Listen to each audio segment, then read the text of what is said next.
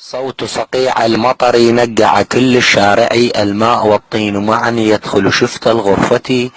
ثم خرجت مسرعا لكي أجيب الدنكري، ولم أجد ولا نفر في مبنى قسم البلدي.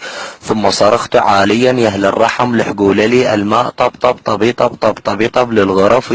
والماء صار عاليا حتى وصل بالمترة، وطحت طيحا مغرزا في نقرة غميجتي، وانعال ظل طامسا طاطمسا هالطمستي. ثم مشيت حافيا وراكضا مهرولي، والطين لاجت في صعد خلفي ومن حويللي. ثم وجدت دنكرا طابق يم الساحة، وقد غديت مسرعا مبطمشا من فرحتي. ناديته هيا بنا بيت غرق، واصبحت البحيرة. وقال لي لم استطع عند فطر بالكاور، فقلت لا لا لا لا, لا تحت صدق. قال بلي.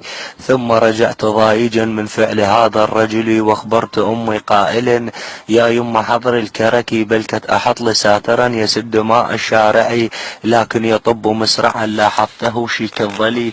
وقال لي حلا سهل، سمعت احد اخوتي اليوم نفرش يا اخي وننام فوق السطح. قلت له من فرحتي وإياك صعد من دري. ثم ضحك وقال لي من أين لك فراشك أنت ناقعي. قلت له وياك نملي حين ينشف منزلي، كتبت هذه قصتي من ضيم ماء المطر.